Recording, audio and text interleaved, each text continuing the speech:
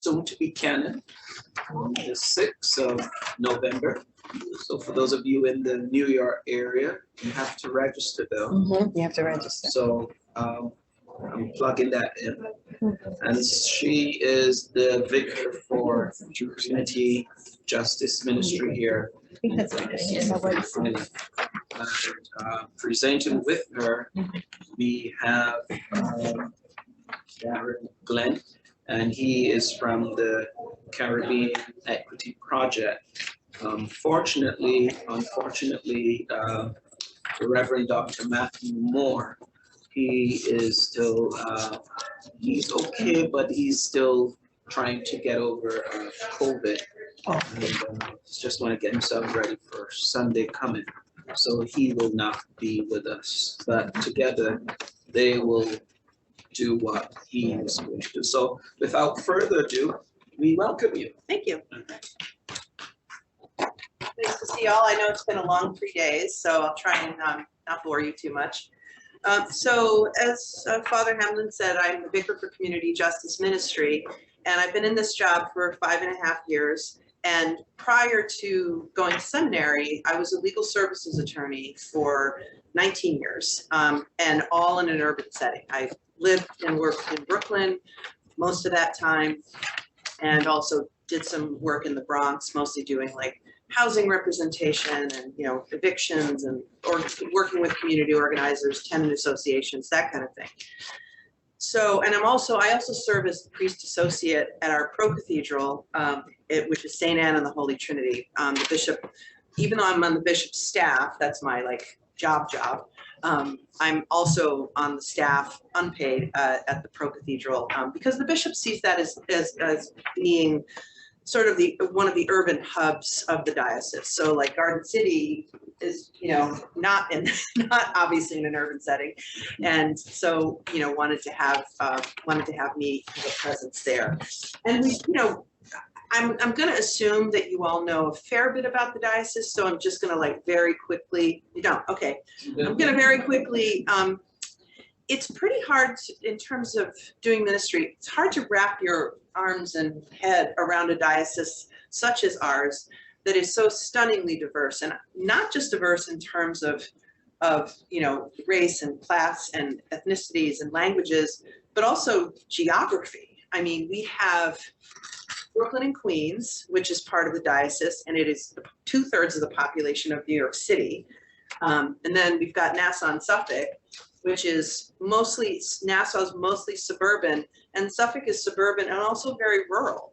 So we've got, you know, from the Brooklyn Bridge to Montauk Point, we've got farm workers in our churches, and we've got, you know, people who sit on Wall Street, and the whole range. And of course, you know, probably know too that a very big portion of our diocese hails from the Caribbean. And we've also got, you know, many, many different languages spoken in, you know, in our churches: Korean, Chinese dialects, Haitian Creole, obviously Spanish. So, you know, it's a lot to sort of pin down, like, what is my job? I mean, when the bishop hired me to do this, he said, well, obviously you're not going to have an office here. And so I said, yes, obviously. He said, if my vicar for Community Justice Ministry is spending all of her time in Garden City, we have a problem. So yeah, so I'm not out here too much, and at the Pro Cathedral, you know, we've done a bunch of different events, and I also work with groups across the diocese to bring people together in different topics. And I think what has been really important is for me to talk to work with community partners and work and connect them to our members, and to understand that there really is no such thing as like a social gospel. It's just the gospel, and it's like everything we do has to be seen through that lens. And, you know, we want to infuse a theological lens into our justice work, and vice versa. One thing that I've been noticing, so COVID kind of did this reversal, because organizing, doing political organizing, doing community organizing, doing events in an urban setting can be relatively, I won't say easy, but it's easy for people to get there, right? They get on the subway, they come. Churches, a neighborhood could have 12 churches in one, in walking distance, right? So getting people together.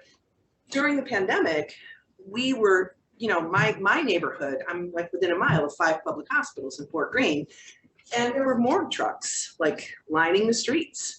And we were just like afraid to even go outdoors. And the cases were just so high. And so we spent really all of our time on Zoom and doing electronic stuff. Whereas I was seeing on Facebook, my friends out in the suburbs were like getting together in people's backyards, and they were seeing each other. They were spending kind of that fellowship time that, we urban folks had been doing a lot of and that really couldn't do. So I thought that was a really interesting kind of upside down element. I'm going to just talk a little bit about some of the ministry areas that I work in, and then make room for Darren to talk about his stuff. As Father Hamlin said, Father Matthew Moore couldn't be here, but he's our missioner for creation care, and that's an area that I've been doing a lot of work in over the past couple of years. We have a very active, no worries, come on in. We have a very active team of about 10 of us, I think, mix of lay and clergy. And we recently had a retreat where we invited a bunch of people to come and start to create green teams in their parishes and talk about creation care. And again, this is, environmental justice, but it's through a theological lens. I'm going to let Darren talk more about that and later, but I just wanted to kind of put that teaser out there. When I was hired, really the big thing that ate up a lot of my time was immigration. When Trump was elected, there was like the house, that was like the house on fire. There were ICE raids all over Long Island, all over the city. I was involved with rapid response networks. We were doing accompaniments to court. And part of what I see my ministry as a lot is like a bridge builder. Like there are a lot of immigrants who don't live in the city, who can't afford to live in the city. So they're kind of spread out all over the place. And, it was like connecting them with transportation, having people kind of hand off, helping them get to where they needed to get to, accompany them to court, figure out a way for them to get back. Somebody's watching their kids, all of that stuff. So there was a lot of moving parts and things to put together.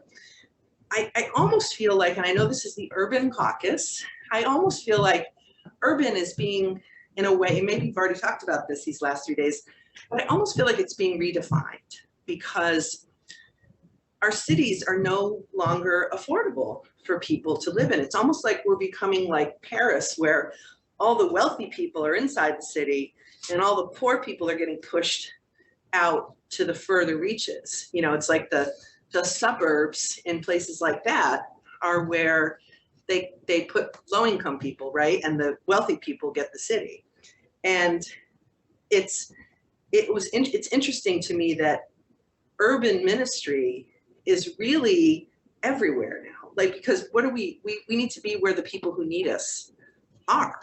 And the people who need us, yeah, many are still in the city, but many have moved out of the city because they can't afford to be in the city. And this is affecting obviously our churches and all of our institutions. So the other thing I did, COVID was kind of an opportunity in a way to do some groundwork organizing. We founded a Long Island immigration clinic in Brentwood, which is in Suffolk County and on the campus of the Sisters of St. Joseph, which is, they are tremendous community partners, really do great work there. They have a great creation care ministry as well, which Darren can talk more about. But we basically spent that 2 years writing a curriculum to train volunteers. I was drafting a lot of the, sort of governance documents. And so we basically founded an organization in that 2 years, and our doors opened this past March. So that 2 years we spent really kind of doing the work. It's funny because the Sister Janet, who is the project director out there, we worked together closely, probably talked on the phone like every other day. I mean, really constantly. And I never met her in person until like over a year later. Like, so it's funny to me how we can build these relationships and not even be physically with the person. So I also have done a lot of stuff around LGBTQ rights and gender equity. And of course, I mentioned the creation care. And, you know, there's also this, I want to say, like, people talk about the sort of racial justice as like as a category, but honestly, it has to, racial justice has to be part of every single ministry we do.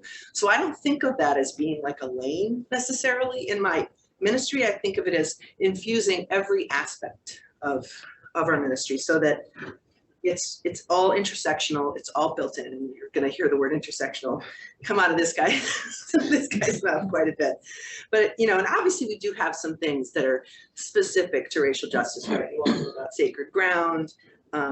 You all know about the reparations conversations. Many of you have been leading those conversations, and we have certainly been, there have been people here working on that. We have a historian in residence who's doing research on our parish's historical to the slave trade and profiting off the slave trade. So like there's things that are specific to that in the diocese, but my thing is the community justice has to be woven into all aspects of our justice work. I mean, there's a lot more I could say, but you know, I mean, like the Trinity, right? Like if we accept the prospect that a God has many identities, right? That our one God contains many identities, then we are created in the image of God. So then so do we have these many identities, right? So that's why the justice work has to be intersectional and has to include all these different aspects. So I have notes here, but I can stop there and hand it over to Darren. I don't know. Do you want to hold off the questions and just like? Well, my question, actually, I'm probably going to be addressing to him. So. No. Okay. You just, you know, Because I know you. And also we're going to build. Yeah. He's So going afterwards, yeah. to build on what I was talking about. Okay.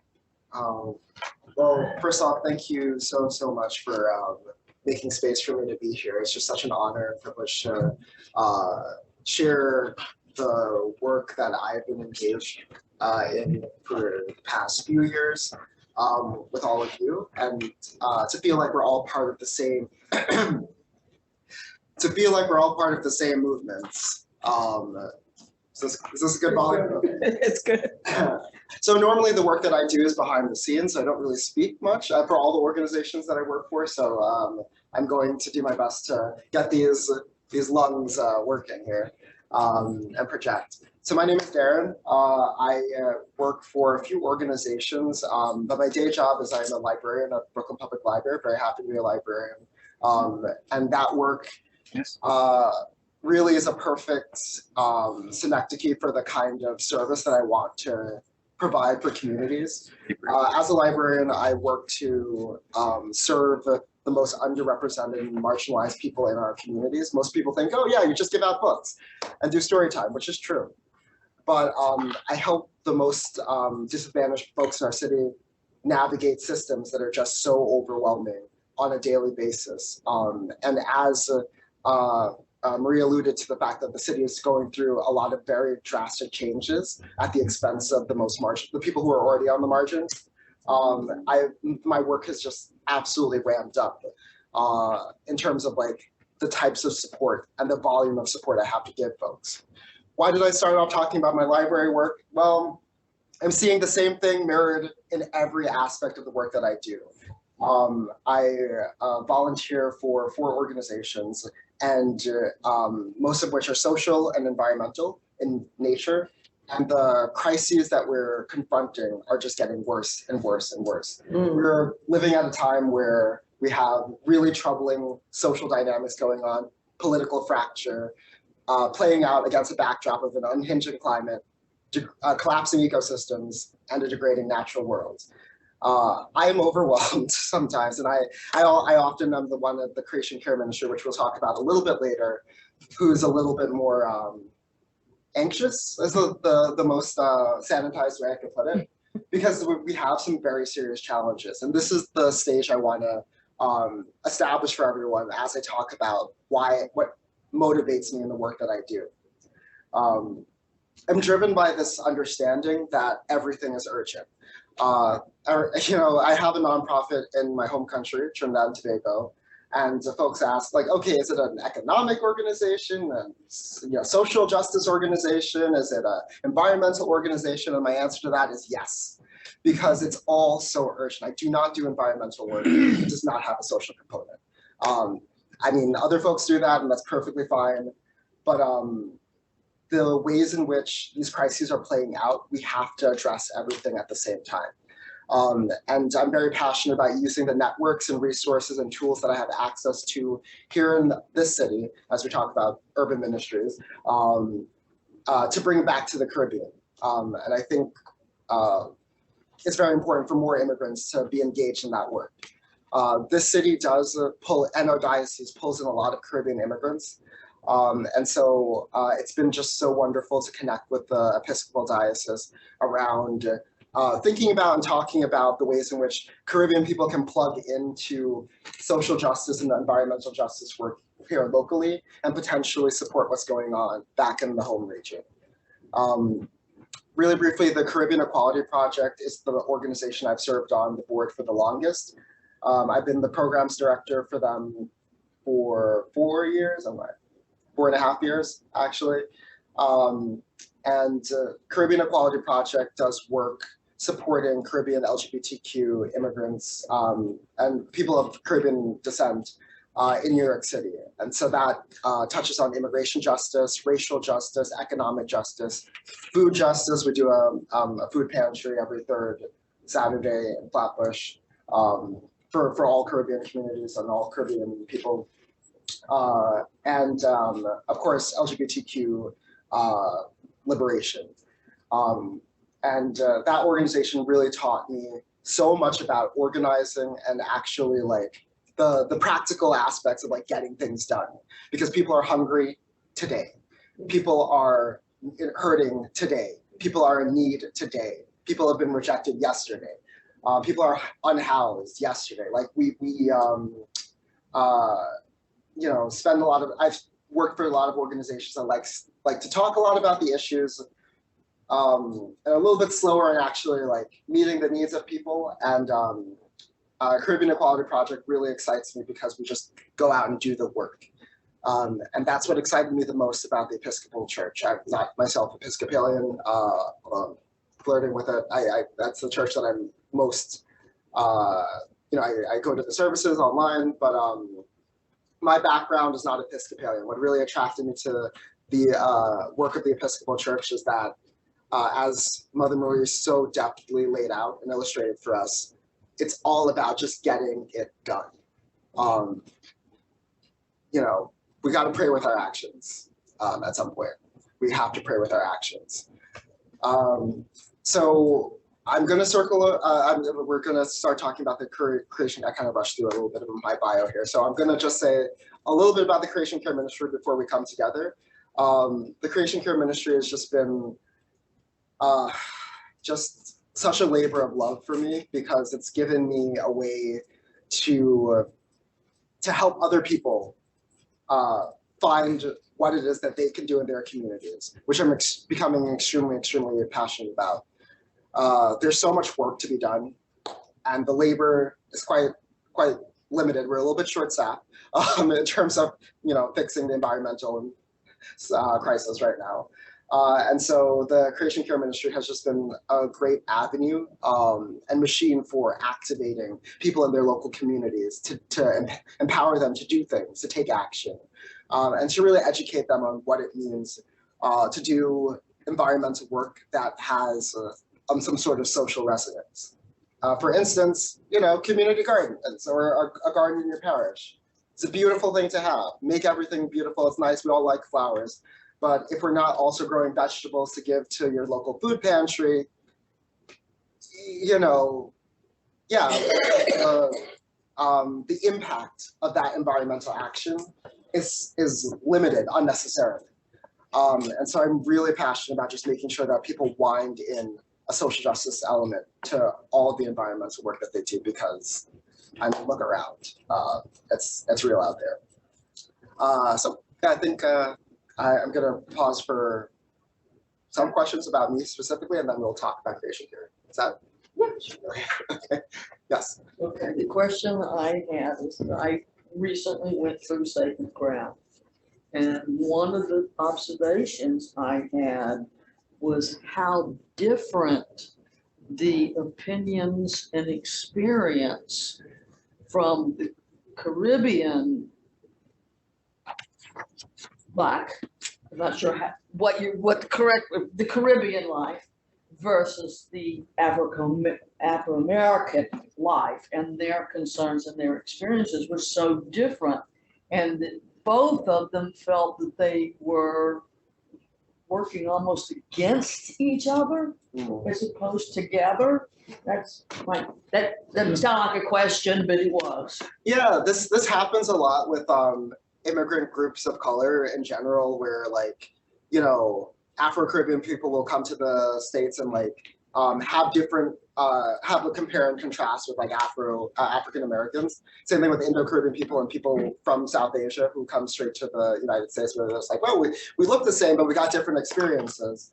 And it's really important to have these kind of critical conversations and talk about what's at the root. This is probably a little radical to say, but like I think the root is the same for all the problems, social, environmental, and economic, and that is the colonial encounter. I mean, we really messed up on that one. We really did. I mean, I would say maybe the Industrial Revolution also didn't really help matters, but between the Industrial Revolution and the colonial encounter, even though we seem on the surface level, or today we see that we're working maybe sometimes together, sometimes against each other, if we really look at unwinding the problems at the root, we'll understand that the root is always the same. And then we can address, we can kind of like coordinate efforts a little bit better if we have a shared understanding of the root of the issues that Afro-Caribbean people and African-American people, for instance, face. Yeah, that's a very simplified answer. And I could write an essay about that. Probably will, actually. I mean, one of the, you know, I want to hesitate to say genius, but what white supremacy does very effectively is that it pits people against each other. Yeah. And as long as it's able to maintain that, it can keep its power. And it's all about keeping its own power. So, you know, that's what the colonial encounter did, right? It sort of balkanized people so that, you know, we could never kind of come together and topple it, you know, and. Yeah, I mean, even within the Caribbean itself today, like the racial divides are just so, make it very difficult to like make meaningful action around social and environmental action. Particularly in Trinidad and Guyana, like, you know, folks of South Asian descent, folks of African descent really don't necessarily coordinate their efforts in terms of like building a better future, because there's all these like deep-seated rifts that, as Mother Mauricio definitely illustrated, came from like the strategy of the colonizers of like, oh yeah, you can't trust the other person, which has not been super thrilling for me to work through personally as I do more work in the Caribbean. And it's not, I mean, it's obviously primarily been focused on people of African descent, communities of color, and indigenous folks. But, you know, I mean, I come from a working class white background, and there is no, I mean, we've been voting against our own interests for generations. You know, we've had to keep the people, the demographic that supports, you know, the folks that promote this don't care about my people. They don't care about my family, you know, and so that's been an effective tool, you know, to keep us voting against our own interests and keep us hating on others as a way to kind of hold on. It's like a zero-sum game. It's like if I give away some of my love and spirit, it's like I'm going to be I'm gonna be weaker, I'm gonna be poorer, I'm gonna be, I'm gonna have less. And that sort of mentality of scarcity is what's been holding all of us back. Mhm. Not to start a sermon or anything. Oh, no, I love your sermons, but other questions? I'm going to add from my experience, I think here in the US, we tend to, well, white America tend to put all Black people into one, Yeah.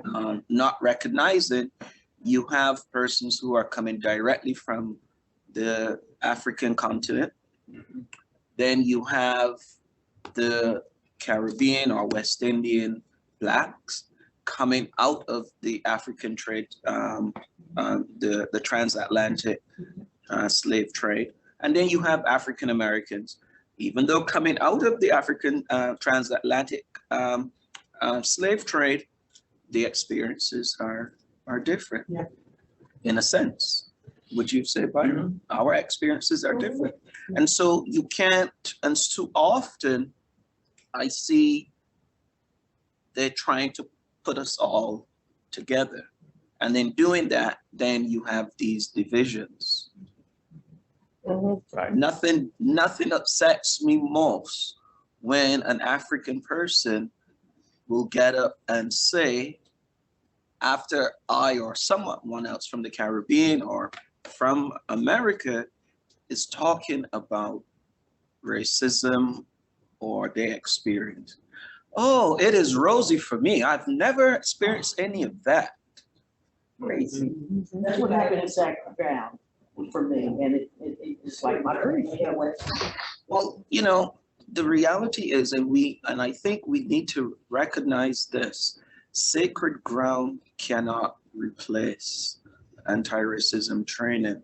I can't hear you. Sacred ground cannot replace anti-racism training. That's my view. Oh, I agree. And I think that in all deference to the people who put Sacred Ground together, they never really communicated who and what Sacred Ground was for. And because I have some really, really good friends, white friends. One woman is from Memphis. We've been friends for ages. And she goes to another church, in Sacred Ground. And she called me up all upset. She said, we went to the first meeting and there are no Black people there. And I said to her, why are you worried? And she said, because my environment, my knowing you, we always have. She says, you're very deliberate. When you have things, you make sure that you try to have a diverse conversation. I said, that's not what Sacred Ground is for, as I understand it. Sacred Ground is for a conversation for non-people of color to come together and talk about how they have experienced race in this thing that we call the Episcopal Church. But it is sort of weird that it picked a title that is so positive. That's right. Right? So That's white what- people talking to white people is sacred ground, Yes, right? yes, and that was. Sacred ground means something else, right? Yes. It doesn't mean that. What does sacred ground mean? And so then No, you you got don't- these you don't things do that it. morphed, and people tried to bring in Black people, and the whole thing was kind of thrown off. Yeah, now my understanding going into it was that the curriculum was primarily geared for white people to investigate our own relationship to all of this. Sacred ground. What's that? What is the sacred ground? Why is it called sacred ground? ground, I mean, I didn't develop the curriculum, I just. I'm So I I'm asking someone who's done a little bit about, why do you call it sacred Well, ground? I think they use the image of the labyrinth, which is Yeah. the image that is used for becoming beloved community. And we're walking on sacred ground. We are in this process of entering into telling the truth, proclaiming the dream, all of that. And that we have to walk this sacred ground to learn about racism. And that white people need to do our own work before we enter into conversations with people of color. Otherwise, we're expecting them to do the work for us. And I think, Yeah, and- and I think that's how. Well, but you understand why that turns off a lot of Black people. Yeah. That Tell me term, more, tell that me more. white because people talking to each other being sacred. Is that's what this is saying, I right? mean, I'm not sure if I can answer your question, but Stephanie Spellers is one of the main authors of the curriculum. And as I've heard her explain it, is that you want to create like a sacred space for people to have honest and brave conversations about things that we don't normally talk about in, polite company sort of thing. You don't talk about race or politics and, at the dinner table, Thanksgiving dinner or whatever. And I think the idea was to try to create a sacred space. Why they named it that, I think it has to do with the walking the labyrinth and stuff, but And yeah. actually, I took part in that course, Yep. yes, as presented by someone from a different church.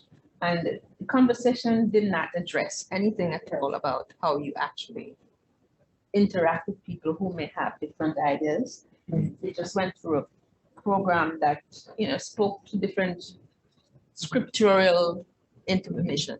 They touched on some of the issues, yes, but not really delve into it to say, well, why these things happen to Black people or what. Yeah. It deals a lot with Indigenous folks too. Like there's a couple sections on that. And for me, at the very bare minimum, I found that it at least helps people unlearn some of the lies we were taught. So, I mean, it's informationally, I found it important, just because you realize so many things, at least as an American, as a white American, that I was told were just wrong. I mean, we're just lies. Learn their behaviors. Yeah. On what they. Right. I mean, I guess, you have to start there, but you're right. The follow-up in terms of how then you live into that truth in terms of your interactions with other God's children is another step in that. But anyway, Darren didn't do Sacred Ground, so he may not be following I this. don't know. But I think you get the gist of it. It's As an outsider, because I came back and you said you're not Episcopalian. What were your and a Caribbean person? What do you have to say about Sacred Ground? So I'm still unfamiliar with Sacred Ground in and of itself, but I'll give you an outsider perspective as to the racial justice work that's happening here. It's really what attracts me to the Episcopal Church, and has made me really interested in continuing to listen to the sermons, particularly Mother Maria's sermons, which are very like social justice oriented. And I think this is like the work that every faith-based institution needs to be involved in, just because my spirituality is grounded in liberation from all kinds of social bondages. I think, the God that I know is interested in freedom and justice. That's just kind of my outsider perspective. I don't really have a rating as to like exactly how the work is going, but I'm glad it's happening because other churches, God knows, other churches are not doing it. Would you say a little more about the Caribbean group that you're working? Oh, Caribbean Equality Project. Yeah. Or so Caribbean Equality Project is New York based and works a lot with folks that have experienced violent homophobia or transphobia who are navigating the asylum seeking process here in New York. People who have just dealt with food insecurity because of family rejection. People who are dealing with psychological issues because of family rejection, or who've engaged in some really dangerous activities in order to survive. And we try to provide them the support, the counseling, and the resources that they need in order to like live their best selves. Also, we do fun things too. It's not all doom and gloom and So have you engaged in discussions between Caribbean people and where's that word? Caribbean people? West Indians and African Americans? Have you? Not as much as we've done with it, like across racial lines within the Caribbean diaspora. For those of you, the Caribbean has a lot of Afro-Caribbean and Indo-Caribbean folks, and there's been a lot of history of violence that did not go away when we came to the States. Right. We decided to segregate, and all the Indo-Caribbean people are in South Queens, and all the Afro-Caribbean are in Central Brooklyn. And a lot of those tensions are still raw. And we've had to facilitate some really uncomfortable dialogue to like middling success, to be honest, across those racial lines. Yeah, it's real. So with that area you're talking about, the township, now that the president of Guyana is Indo-Caribbean, Yeah. and he is working closely with the Prime Minister of Barbados. You think that relationship is going to spill over? Absolutely not. I'm so sorry to say. I wish I could be more optimistic. I'm always like the doom and gloom person in our Croatian care ministry, so I apologize. We're not always. We're pretty doom and gloomy sometimes. Right. I don't know what that No. Yeah, I think because of the ways in which the average Guyanese person is invested in anti-Blackness, like as a matter of just like how they live, because of like the history of like, the Wismar massacre and like when was the Wismar massacre? 1960. I agree in that. Whenever that massacre happened, people still remember, and so like a lot of folks are still like really invested in hating Black people, just as a lot of Black people, Guyana in particular. Like Trinidad is a little bit better because we're all like secretly mixed, whereas Guyana it's a little bit, Guyana is very difficult to find folks that have people of the other race in their family. So like I don't believe that surface level or representational kinship between Afro-Caribbean and Indo-Caribbean people will actually have meaningful changes for the state of racial conciliation in Guyana. What will help is racial reconciliation workshops, which I'm trying to work on with my nonprofit. Doing work in Guyana is like a whole thing. Yeah. But yeah, that's that's a really great question. Yes. I think, in the Caribbean, colorism is an issue. I think It's an colorism, issue here too. no, but in the Caribbean, it's a deeper issue. My mom was born in Barbados. My dad was born in New York. My mother couldn't wait to get out of Barbados and never went back until she was 60. And my sisters and I said, you should go back. You should go back. I went and I stayed 2 weeks and I said, okay, I've been here, goodbye, And what bothered me, and the setting for me was the 60s. And I was all involved in all of the marches and racial justice here. And when I went to shops in Barbados, I did not see anybody who looked like me. I only saw people with light skin and very light eyes. And so when I came back, I said to my mother, so how come no dark-skinned people can work in the store down there? And she said, well, that's kind of been the way I grew up. That was what I knew. So it's colonialism and colorism. The interesting thing now is that, and I don't think the Queen knew she was going to do this when she died, but there seems to be a very quick change in the way they are looking at the crown. I mean, it's almost like in 2 weeks, people, they had her mourning, it was over, and said, okay, now let's do something different. And so I wonder where that conversation is going to go. But that's a Caribbean conversation that they have to have. I mean, we started studying state slavery and the impact in New York City a long time ago.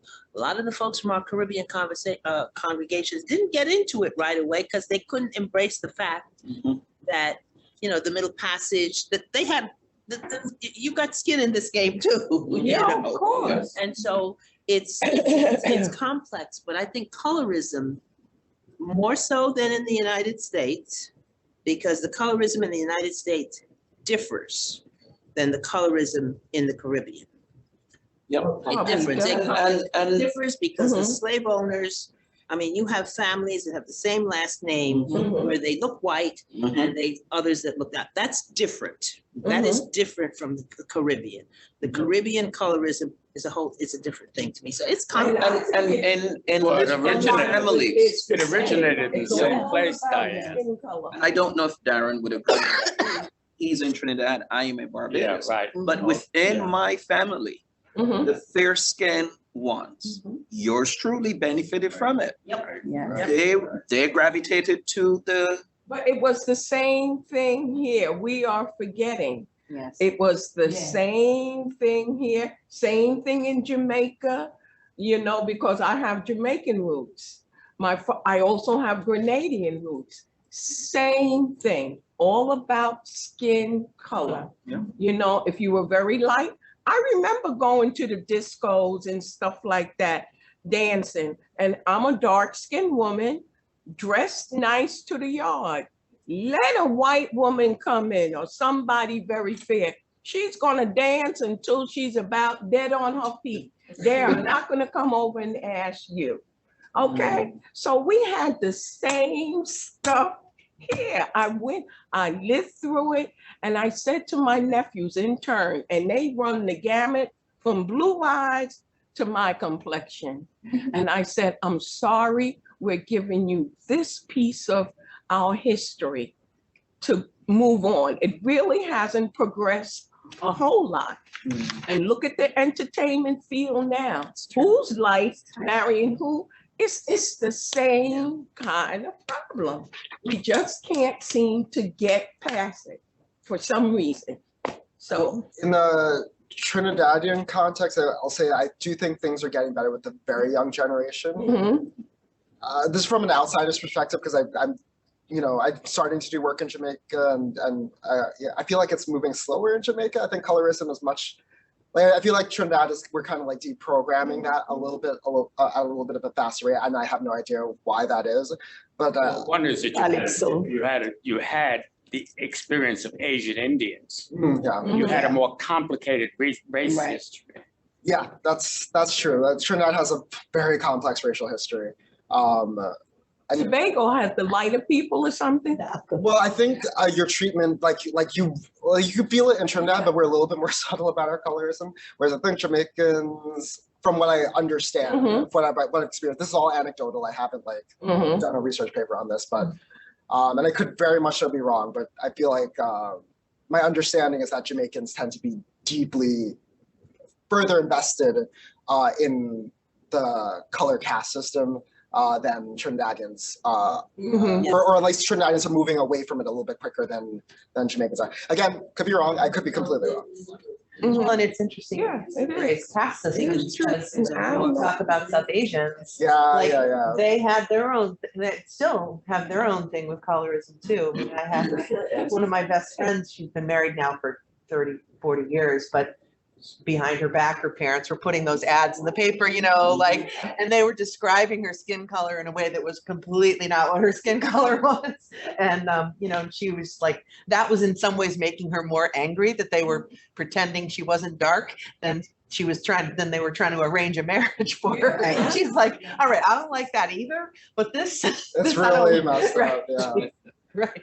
I recently saw, there's a television show called A Seat at the Table. I don't know how many of you are familiar with it, but it is a group of 3 different women, one older, one middle-aged, one younger, one very dark, one kind of medium, and one very light.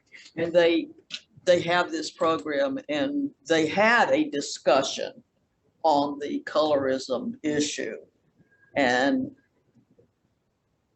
there was a lot of anger about that being an interracial divide and conquer moment that I, as a white person, I had no knowledge of.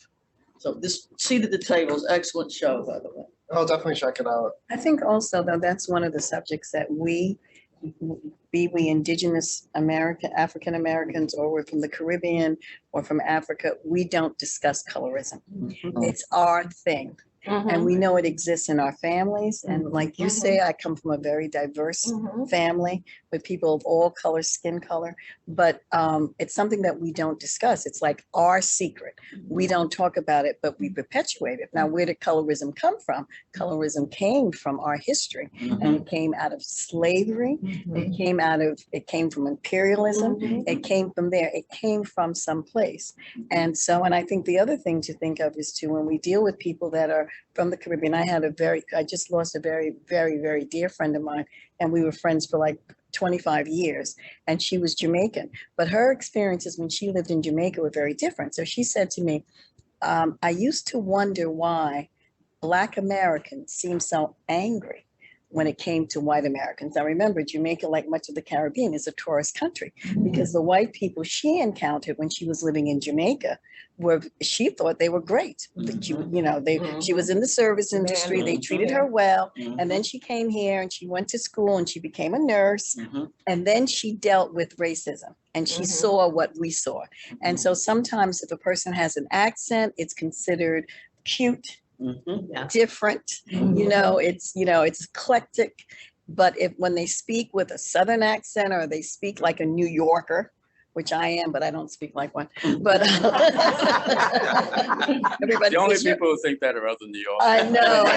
Once you get out of New York, I think they'll tell you, right? You're from there. But she was always treated differently initially until she lived here all these years, and then she saw what we saw.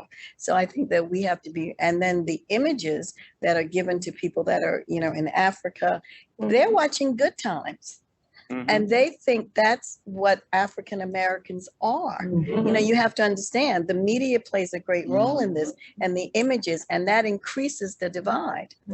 So all of that, combined with the colorism and the cultural differences, which when we look at it, our foods are very different. Are very different, but they're very similar. I remember I have a best friend also who's Puerto Rican, and I went into a store with my Jamaican friend, and she said, "Oh, these are Caneps." Yeah. Caneps. And so then I went with my Puerto Rican friend and I said, "Oh, look, Rosie, those are Caneps." And she says, "No, those are Canepes." Because in Puerto Rico, they call it, but it was the same fruit. So we have the same thing. We have the same fruit. We may cook it a different way or prepare it a different way. So there are probably more commonalities than there are differences, but we have not been allowed to see those differences. Those commonalities. You said something interesting, Sandra, when you said, well, it's the colorism is our secret.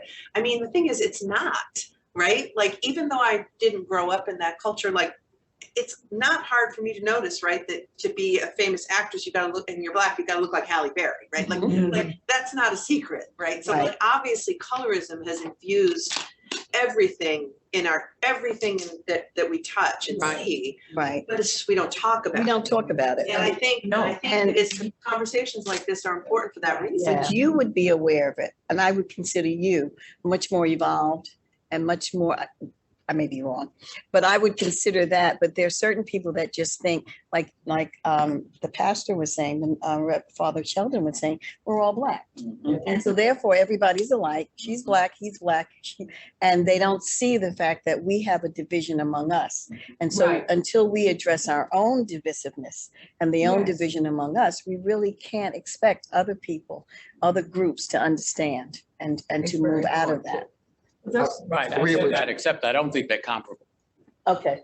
Right, right. There are not many people. There are not many dark people who were lynched by light Black people. That's true. Right. Absolutely. Right. So You're don't equalize that. No, I got you. Right. It is a serious problem, but don't. But and if anybody's been reading the entertainment news about Hispanics, know that this is now a big conversation in the Hispanic community, and the younger Hispanics are their little revolt was to check off Hispanic and Negro, or Hispanic and African American, right? The Black population of Cuba has increased by 10% between the past two censuses. Not Cuba, Puerto Rico, I'm sorry. Puerto Rico, between the past two sentences, and nothing has changed. It's just a matter of how you recognize yourself. Yeah. And I know we got a queue and I have a couple things to say. Yes. Well, I was actually sort of following up on that. In Allentown, our largest Black population is the Afro-Caribbean, Afro-Latino, because we have many Dominicans in Allentown. So I just wanted to throw out, in your, in your context, where do Afro-Latinos fit in with this conversation? I'm gonna I mean, they're mostly in the west end of the diocese, like they're Dominican, and in the diocese in New York, because like Washington Heights, and, you know, Dominican, there's not a lot of Dominican that I know of in the Long Island, Queens, like most of the Spanish speaking. And Hispanic is something that doesn't even really, I don't even know how to catch. Sunset Park, Sunset in Brooklyn. We have more Mexican, yeah, well, that, like I said, west end of the diocese, yeah.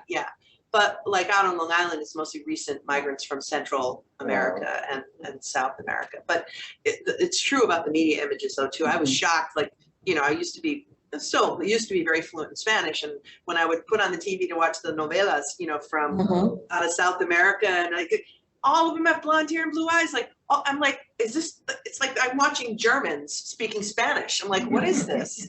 I'm always stunned by that, but anyway. I have a couple of things to say on that. Your Latin stations too. Yeah. You have very fair people on those Latin stations. So they really haven't gone through it at all. I know. I mean, they haven't dealt with that. But there are a lot of Dominicans in Manhattan. Yeah.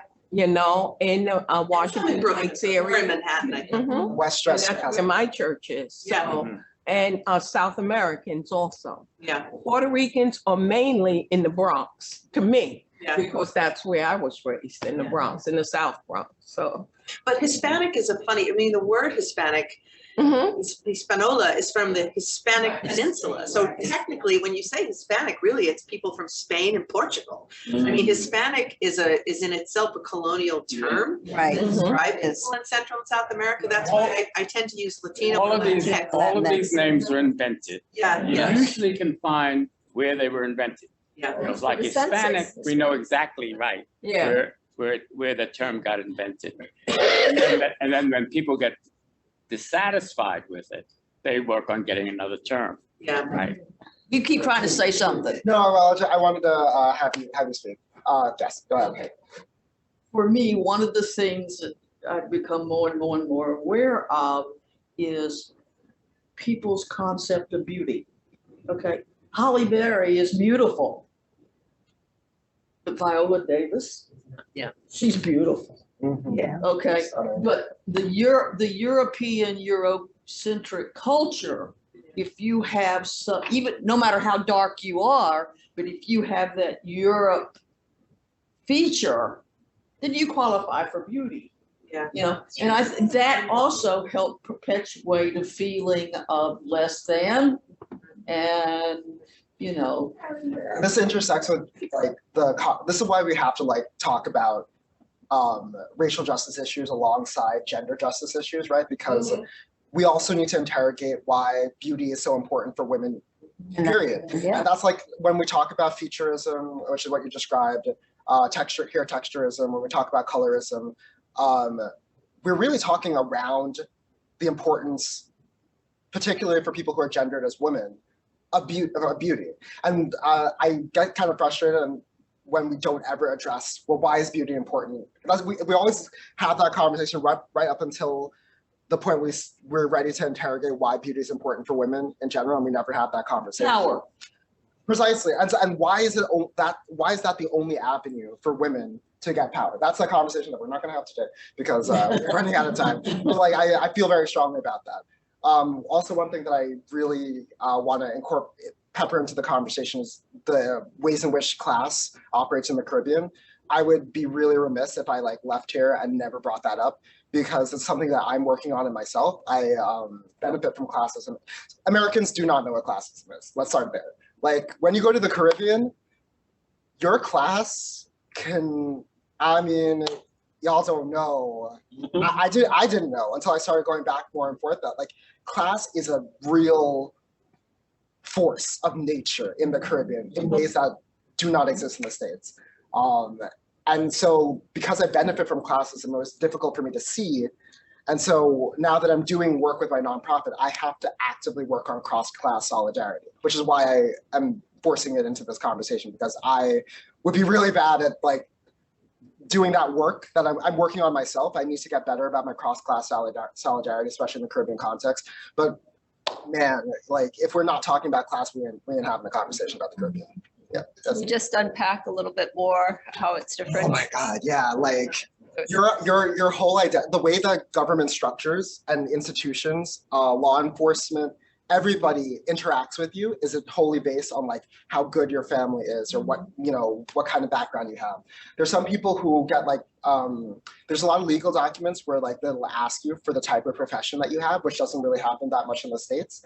And then it's crazy how differently you get treated by every other institution once you put laborer versus consultant versus government employee. If you put that on some of your government documents, the world just like fawns, like things open up for you in ways that have made me deeply uncomfortable because I did nothing to earn any of that treatment, right? And I see that play out in my family, like folks who are from a little bit more of a privileged background, regardless of how much money is in their bank account, the type of education, the type of job that they've done, the type of jobs that their parents had, fundamentally changes everything about how they can live their lives. And it's America does kind of like talk a little bit too much about like the fact that anybody could do everything, but it is a little, I don't want to buy into the American dream, but it is more true here in the States. I hate giving the States credit for anything, but like it is. We call it legacy. Well, that's right. Exactly. Sorry, Call it legacy. I just have to mention this also as someone who does like gender justice work. For dudes in the room, let's take up less space, please. I have, my question has nothing to do with what we've been discussing. It's been a wonderful discussion, but I wanted to know about, you work for the public library. Has this book banning that's been going around the country affected New York City at all? Because I've been kind of keeping my eye on that and just seeing the tentacles. No, you know? It would never happen here. In fact, we did have a response, Brooklyn Public Library and New York Public Library. I don't know what Queens does, but we did have a response where we like actively like bought more of the books that were being banned in Texas and tried to like publicize the fact that we had those available, because that's a really important issue for, that's the whole point of public libraries, right? So it would never happen here, you feel? Absolutely not. Okay. Because Jersey's saying the same thing. That's where I live. But Pennsylvania is a different state. You kind of watch that too, because that guy cannot have. As long as Zeldin doesn't get elected. Yeah. Right. So I would just say about caste. I mean, have you read Isabel's book? Yes. Right. Have you read it? You got to read it because it's Isabel Wilkinson who wrote it. Isabel Wilkinson. Right. And she's the one who wrote the book about the Great Migration. Right. And one of the things she does, you see, is really works real hard. Sometimes she succeeds and sometimes she doesn't. About talking about caste in America, but caste among everybody in America. And she, it's. Go in the index, get the book. You don't have to go far since you work. Yeah, I get it. And look up Martin Luther King look up Martin Luther King. He tells this fantastic story about Martin Luther King's trip to India and being called an untouchable. It's wonderful. No, it was by untouchables. Yeah. Wow, that's interesting. India. It's one of them. It's just a wonderful story. I have to catch a train, so I need to jet out of here. But if you want to continue the conversation. I also have to. Okay, maybe you can drive me to the train then, so I don't miss it. I'm going to use the restroom. Speaking of cash, I'll be right back. white trailer trash reported. Oh, gotta deprogram these things. I'm so glad that we're having this conversation. We had the conversation about colorism, because if you don't name it, you can't like really address it. And if we can identify it as an institutional systemic issue, then I think there would be more effective organizing to deprogram the ways in which colorism is perpetuated in any context. So I'm glad that y'all are having a conversation. Just something I noticed. As this is something that I offer as advice to all the folks who have a privileged position. When I have these conversations, I usually get very excited to like, yeah, contribute what I have or what I've experienced. But I've had to like really train in myself to like look around the room to see if anybody else from a more marginalized group or wants to speak. And so it's just I'm just gently offering that to folks in the room that like before we pipe up, we just want to make sure. I do this especially with women because I noticed that in the past used to try to cut off women or just kind of like not see that they had their hand raised. And I just want to offer that to y'all that if you are from some sort of advantaged group, just please in these kinds of discussions, maybe, look around to see who else wants to like pipe up because we don't, this is how things perpetuate as well. Like the work starts here. The work starts in these spaces, right? So, sorry if that was preaching, but yeah, this is. You can do that here. Yeah. While Mother Maria's here, any last minute? Any other last minute questions? Thank you for allowing us to. Really fun conversation. I mean, fun. Right. Hard. But important. Yeah, it was really great to hear from so many of you and to have the space we need to have more conversations like this. Oh, Byron. Brave space. Thank you. Blessed weekend, everybody.